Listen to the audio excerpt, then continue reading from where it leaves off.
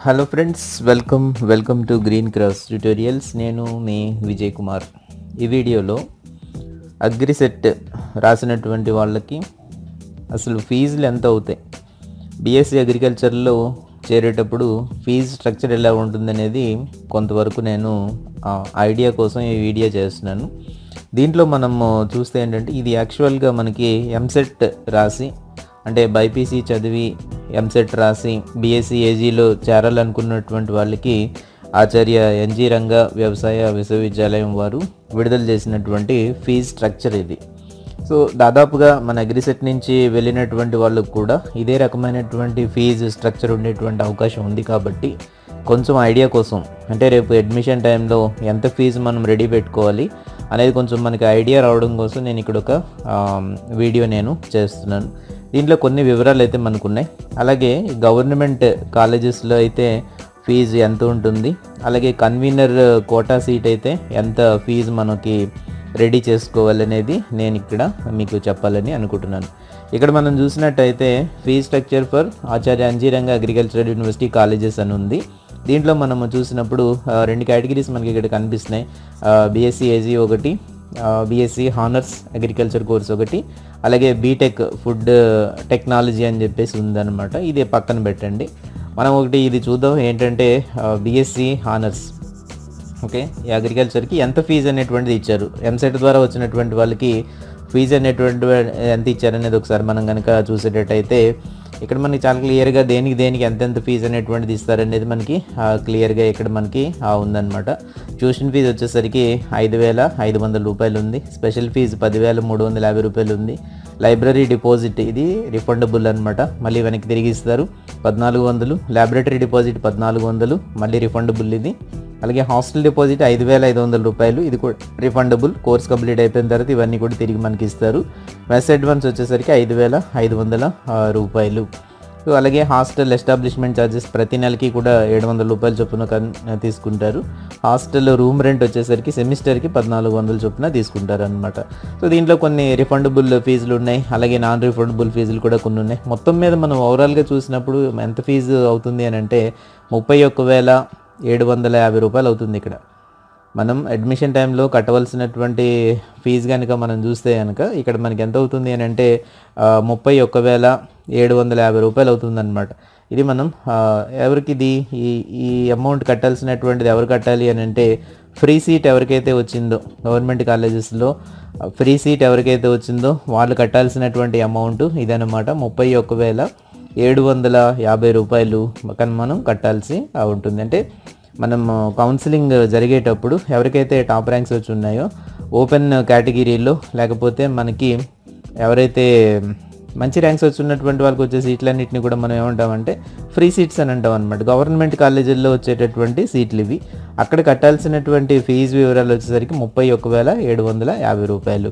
AGRICET నుంచి వచ్చినటువంటి వాళ్ళకి కూడా దాదాపు ఇదే ఫీజు మనకి ఉండవచ్చు. ఎందుకంటే పెద్దగా మార్పులు అయితే ఏముండవు. ఒకవేళ చిన్న చిన్న మార్పులు ఏదైనా చేస్తారేమో కానీ పెద్దగా భారీ స్థాయిలో ఏకంగా ఇక్కడ 31,000 ఇచ్చి అగ్రిసెట్ వచ్చేసరికి ఒక 40,000 50,000 అలాగే ఉండదు.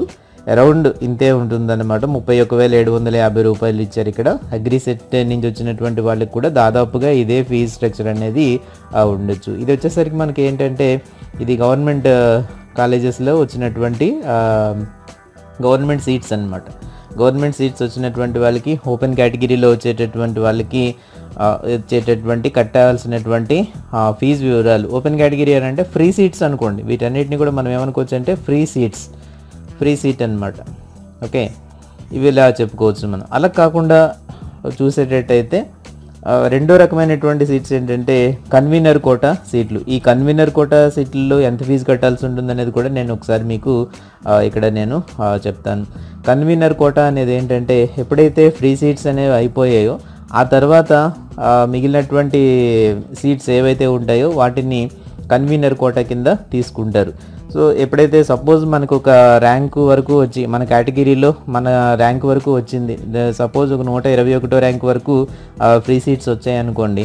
సపోజ్ 122వ ర్యాంక్ వాడికి మళ్ళీ సీట్ కావాలనుకున్నాడు, అక్కడతో గవర్నమెంట్ సీట్లు అయిపోతే ప్రైవేట్ కాలేజీ సీట్లన్నీ కూడా తీసుకుంటారు. వాటినే మనం ఏమంటున్నామంటే కన్వీనర్ కోటా అని చెప్పి పిలుస్తున్నాం అనమాట. కన్వీనర్ కోటా కన్వీనర్ కోటా సీట్లు. ఈ కన్వీనర్ కోటా సీట్లన్నీ కూడా ఎక్కడ మనకి ఇస్తారు అని అంటే ప్రైవేట్ కాలేజీల్లో ఇస్తారనమాట. ప్రైవేట్ కాలేజీలు ఇవన్నీ ఎక్కడ ఉంటే ప్రైవేట్ కాలేజీలు. సో గవర్నమెంట్ సీట్లు అయిపోగానే మనకు అడుగుతారనమాట, కన్వీనర్ కోటా కింద జాయిన్ అవుతారా? ఓకే, కన్వీనర్ కోటా కింద నేను జాయిన్ అవుతానని మనము మన ఇది చూపించిన వెంటనే మనకి కాలేజ్ అలాట్మెంట్ అనేటువంటిది చేస్తూ ఉంటారు. చాలామందికి ఏంటంటే ఈ కన్వీనర్ కోటా మీద సరైనటువంటి అవగాహన అనేటువంటిది లేదు. కాబట్టి ఈ కన్వీనర్ కోటా సీట్లు వచ్చినప్పటికీ కూడా లేదు నేను మళ్ళీ ఇంకో సంవత్సరం చదివి ఫ్రీ సీట్ నేను సంపాదిస్తానని చెప్పి వెళ్ళిపోతూ ఉంటారు. లేదు, కొంతమంది ఏమనుకుంటారంటే దీనికోసం చాలా డబ్బులు పెట్టాల్సినటువంటి అవసరం ఉంటుంది కాబట్టి ఇది మనం చదవలేము, ఇది చాలా డబ్బులు అయిపోతాయి దీనికని చెప్పేసి కన్వీనర్ కోటా సీట్ల గురించి అసలు కనీసం మినిమం కూడా ఆలోచించరనమాట. కాకపోతే నేను ఇక్కడ మీకు ఈ ఫీజు స్ట్రక్చర్ కొంతవరకు నేను అవగాహన మీకు కల్పిస్తాను. దాన్ని బట్టి కన్వీనర్ కోటాలో జాయిన్ అవ్వాలా వద్దా అనేటువంటిది కూడా కొంత మీకు అప్పుడు అర్థమవుతుంది. ఆల్రెడీ ఇక్కడ పైన క్యాలిక్యులేషన్ అంతా కూడా ఉంది, మళ్ళీ నేను ఇక్కడ మీకు చూపిస్తాను. కన్వీనర్ కోటా సీట్లలో మనం జాయిన్ అయ్యేటప్పుడు ఫస్ట్ సెమిస్టర్లో మనం జాయిన్ అయ్యేటప్పుడు అక్కడ కట్టవలసినటువంటి అమౌంట్ ఎంతంటే సెమిస్టర్ వైజ్ రాసుకుందాం. ఫస్ట్ సెమిస్టర్లో మనం కట్టవలసినటువంటి అమౌంట్ ఎంతంటే ఇంతవరకు ఇలా ఉందన్నమాట. ఇది పెరగవచ్చు. ఓకే, 1,10,000 రూపాయలు మనం కట్టవలసి ఉంటుంది. ఇప్పటి వరకు ఉన్నటువంటి ఫీజు వివరాలు నేను రాస్తున్నాను. ఇది కొద్దిగా ఒక 10,000 15,000 అటు ఇటుగా పెరగొచ్చు అనమాట. ఈ ఇయర్ ఇంకా ఈ వివరాలు ఇంకా బయటికి రాలేదు. మన గవర్నమెంట్ అంటే బైపీసీ నుంచి వచ్చినటువంటి వాళ్ళు, ఎంసెట్ నుంచి వచ్చినటువంటి వాళ్ళు కూడా ఈ వివరాలు ఇంకా బయటికి రాలేదు కాబట్టి కొద్దిగా మార్పు ఉండొచ్చు. గత సంవత్సరం వరకు అయితే మాత్రం ఇలాగ ఇచ్చారు. 1,10,000 రూపాయలు మనం ఫస్ట్ సెమిస్టర్లో కట్టవలసి ఉంటుంది. అదే సెకండ్ సెమిస్టర్లో వచ్చేసరికి ఎంతంటే సెకండ్ సెమిస్టర్లో మళ్ళీ 80,000 రూపాయల వరకు కట్టాల్సి ఉంటుంది. ఇది ఈ విధంగా మనం చూసుకున్నప్పుడు ఇక్కడ ఎంత అవుతుంది ఓవరాల్గా మనం చూసుకున్నప్పుడు మొత్తం మీద 1,90,000 రూపాయలు మనం ఫీజు రూపంలో కాలేజీకి కట్టాల్సినటువంటి పరిస్థితి ఉంది కన్వీనర్ కోటాలో మనకి. దీంట్లో ఎప్పుడైనా సరే గుర్తుపెట్టుకోండి, కన్వీనర్ కోటా కానీ ఏదైనా సరే మనం కౌన్సిలింగ్కి వెళ్ళేటప్పుడు డైరెక్ట్గా డబ్బులన్నీ కూడా తీసుకుని వెళ్ళాలి. చాలామంది ఏంటంటే అమౌంట్ తీసుకోకుండా తర్వాత మేము కడతామని చెప్పేసి వస్తూ ఉంటారు అన్నమాట. అటువంటి వాళ్ళకి ఇవ్వరు, నేరుగా మొత్తం డబ్బంతా తీసుకుని కాలేజీకి వెళ్ళాల్సి ఉంటుంది. కాలేజీకి వెళ్ళిన తర్వాత అంటే కౌన్సిలింగ్కి వెళ్ళిన తర్వాత అక్కడే మనకి ఇవన్నీ కూడా కేటాయింపులన్నీ కూడా చేస్తారు. ఒకవేళ మనకి సీట్ వచ్చింది అని అంటే ఇమీడియట్గా అక్కడ డబ్బు కట్టినట్టుగా ఉండాలి, అలాగైతేనే అవుతుంది. లేదు మేము ఇంటికి వెళ్ళిన తర్వాత మేము ఫోన్పేలో పంపిస్తాము లేకపోతే అకౌంట్ ట్రాన్స్ఫర్ చేస్తాము, ఇలాంటివి ఏది కూడా ఒప్పుకోరు. అందువల్ల ఏంటంటే ఎప్పుడైనా కౌన్సిలింగ్ వెళ్ళేటప్పుడు కన్వీనర్ కోటా సీటు ఆశించి కౌన్సిలింగ్ వెళ్ళేటప్పుడు ఈ మొట్టమొదటి సెమిస్టర్ కట్టాల్సినటువంటి అమౌంట్ 1,10,000 రూపాయలు నేరుగా క్యాష్ పట్టుకుని వెళ్ళిపోవడం అనేటువంటిది చాలా అత్యవసరం. అలాగైతేనే ఈ సీట్లు అనేటువంటివి దొరుకుతాయి. లేదంటే మీ వెనక ఉండేటువంటి వారికి ఆ సీట్లు అనేవి కేటాయింపులు చేస్తూ ఉంటారు. ఇది మనం కట్టాల్సినటువంటి ఫీజు వివరాలు. మొదటి సెమిస్టర్లో 1,10,000 రూపాయలు కట్టాలి, రెండో సెమిస్టర్లో 80,000 రూపాయలు కట్టాలి. ఇవన్నీ కూడా కాలేజీకి కట్టాల్సినటువంటి ట్యూషన్ ఫీజు వివరాలు. దీంతోపాటుగా ప్రతి నెల మనకి దాదాపుగా 3,000 రూపాయలు మెస్కి ఖర్చు అవుతూ ఉంటుంది. 3,000 రూపాయలు ఇంటూ 12 మనం సంవత్సరానికి లెక్కేసుకుంటే ఇదొక 36,000 రూపాయలు మనకి అడిషనల్గా ఖర్చు అవుతూ ఉంటుంది అనమాట. ఈ 36,000 రూపాయలు కూడా మనం దీనికి కలిపేద్దాం. సో ఈ విధంగా చేసినప్పుడు ఎంత ఖర్చు వస్తుంది అని అంటే ఇక్కడ ఓవరాల్గా మనకి చూసుకున్నప్పుడు 2,26,000 రూపాయలు టోటల్గా ఖర్చు మనకి రావడం జరుగుతూ ఉంటుంది. సో ఇదన్నమాట ఈ కన్వీనర్ కోటా సీట్లలో మనం జాయిన్ అయ్యేటప్పుడు ఒక సంవత్సరానికి అయ్యేటటువంటి ఖర్చు 2,26,000 ఈ ఖర్చు మనకి అవుతుంది. సంవత్సరానికి ఖర్చు, ఒక సంవత్సరానికి జరిగేటటువంటి ఖర్చు వివరాలు ఇవి. అయితే ఇందులో మనకి ప్రధానంగా మనం చూసుకున్నప్పుడు ఏంటంటే ఫీజు రీఎంబర్స్మెంట్ వచ్చే అవకాశం ఉందన్నమాట. ఫీజు రీఎంబర్స్మెంట్ అనేటువంటిది ఇది చాలా మంచి అవకాశం. ఇది రావడం వల్ల ఏంటంటే ఇది చాలా సులువు అవుతుందన్నమాట. ఫీజు రీఎంబర్స్మెంట్ అనేది ఎలా వస్తుంది ఏంటి, అంత అమౌంట్ వస్తుంది. మనం మొత్తం మీద కట్టింది ఇక్కడ 2,26,000 రూపాయలు అయితే కానీ మొదటి సంవత్సరం కంప్లీట్ అవ్వదు. బీఎస్సీ అగ్రికల్చర్లో కన్వీనర్ కోటాలో సీట్ సంపాదించుకున్న వారు 2,26,000 రూపాయలు కడితే కానీ ఇది కంప్లీట్ అవ్వదు. అయితే ఫీజు రీఎంబర్స్మెంట్ రూపంలో మనకి చాలా డబ్బు వెనక్కి తిరిగి వస్తూ ఉంటుంది. దీంట్లో ప్రధానంగా మనం చూసినప్పుడు ఏంటంటే అమ్మఒడి పథకం కూడా దీనికి వర్తిస్తుంది. ఈ అమ్మఒడి కింద మనకి దాదాపుగా 20,000 రూపాయలు గవర్నమెంట్ ఇస్తుంది. ఈ డిఎస్సి ఏజీకి సంబంధించి 20,000 రూపాయలు అమ్మఒడి పథకం కింద వెనక్కి తిరిగి వస్తుంది. అలాగే ఈ ఫీజు రీఎంబర్స్మెంట్లో మనకి చూసినప్పుడు దాదాపుగా ఒక 1,40,000 వరకు అమౌంట్ వెనక్కి తిరిగి వస్తుంది. మొత్తం మీద చూసుకుంటే ఈ రెండు కలిపి చూసుకుంటే 1,60,000 రూపాయల వరకు కూడా మనకి అమౌంట్ తిరిగి వచ్చే అవకాశాలు, వెనక్కి తిరిగి వచ్చేటటువంటి పరిస్థితి ఉందన్నమాట.